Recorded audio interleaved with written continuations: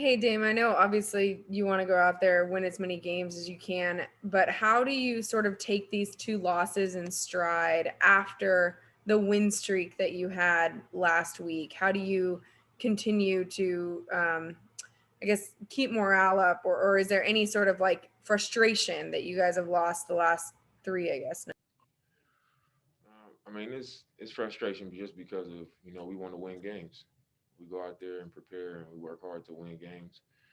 Um, but it's just as high as you can get. When you're having success, it's the best league in the world. So sometimes you come out on the losing side, and I think Phoenix is a great team. Denver's a great team.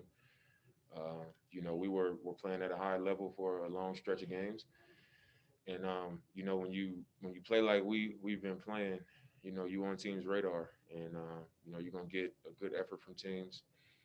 Um, and it's not easy to sustain that level. I think we haven't been as consistent over the course of games. We played hard. I think we played well in stretches tonight. I thought we had a good defensive game. We didn't play great offensively. I didn't play great offensively. Um, but it comes with it. Just like we have fun when we get on a 6 game win streak. When we play against good teams. The Wizards was the hottest team until tonight. On a 5 or 6 game win streak, we came across them, come across Phoenix, who's a top team in the West, playing really well, and then a team like Denver, who's always a tough matchup. It's a possibility to lose those games, and we had an opportunity in all of them except one. So it's frustrating because you want to win, like I said, but I don't think our team is down or overly frustrated about anything other than the fact that we didn't win the games. Next question's coming from Jason Quick with The Athletic. Dame, kind of along those lines, is there anything in particular that was revealed to you in these last couple games? Just when the level of competition raises, I think on the previous 6 games, those teams were good teams. I think we should give our respect to every team in the league. But the last 3 games, the Wizards, like I said, probably one of the hottest teams until tonight. And then the Phoenix, they are a top team in the West, and Denver has been a top team in the West over the last several years. So, um, you just know that it's going to be a different level. It's going to take a different level of focus and um, a different level of intensity and togetherness to win those games. And it's a good measuring stick for us. We've been playing well over the last couple of weeks, but against these teams, I think it was good for us to see like, where are we truly? Can we sustain the level that we've been playing at even against some of the top teams? And I think we've played solid games minus the Phoenix game. We just haven't been able to pull them out. So I don't think we have anything to hang our heads about. Tonight could have easily been a win. 1 or 2 stops, and then we make 1 or 2 shots, we win the game. Um, but I think the takeaway is just when the level of competition raises, we can't expect to go in there and win the games the same way we do against maybe under 500 teams. It's going to take just a little bit better focus, a little bit better movement offensively, and making that extra play and gang rebounding and helping each other out in the defensive end. Maybe 4 or 5, 6 possessions better than we did. Because if you don't, you end up losing a close one like we did tonight. So I think that's the biggest takeaway. I know you're conditioned to play with the players that are available, but like in these last 2 games, do you have a tendency to look and go, God, we could really use Nurk there. We could really use CJ here. Do you have a tendency to kind of lean back to that at all? I mean, maybe y'all was doing that. Maybe y'all never did that, but I'll do it all the time. I don't think you have 2 players at the level that those guys are, and you don't go into a game and think of them. Sometimes when I'm handling the ball and your team's trying to make it hard for me, trapping, picking me up full court, I'm not always in the game with another player that we've gone over our offense with them as the ball handler. If And is not in the game or Hoodie's not in the game, usually I'm looking at CJ like just throw it to CJ and I can he'll call the play and I can just run down the court and give myself some time instead of just working every possession.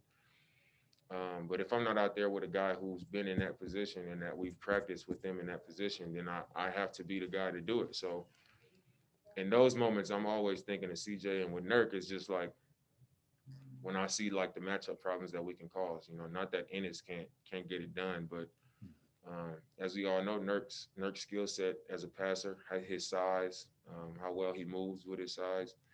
You always see in moments where you can see, where they could help the team and impact the game, as we should. They're two of our three best players, and I always do. It hasn't just been the last few games. Even when we was winning, I was just like, those weren't running away wins. Those were down to the wire wins. So even in those games, it was like, man, in this situation, I was in, it would have been good to have those guys out there. Yeah. Next question's coming from Jamie Hudson with NBC Sports Northwest. Dame, tonight Derek gave you a lot on both ends. How do you describe his performance tonight, and then how do you describe how he works the baseline so well? I thought he played really well. He's, you can tell that he's getting a lot more comfortable and finding his way on our team. He's getting a better understanding of what we're asking from him defensively. But offensively, just his athleticism and his instincts playing off the ball and along the baseline really helped. Like last game, I was getting trapped and they had a smaller defender on him, and I was just, every time he was just cutting to the rim, and I was just kind of lobbing it in the air where only he can catch it. Even in the New Orleans game, when I was attacking, his man would help, and he was cutting right behind him. He had a big layup at the end of that game. And tonight, he's just always coming up to me during timeouts like I'm gonna be working the baseline. So it's just on my mind whenever I'm, surrounded by guys. I know that I can count on him cutting. The effort that he gives on the ball, chasing contesting shots. He's been really good for us over the last couple of weeks. And last question's coming from Dwight James with NBC Sports Northwest. Dame, we always know how tough back-to-backs are, but could you speak to the extra difficulty of having a second of back-to-back in Denver?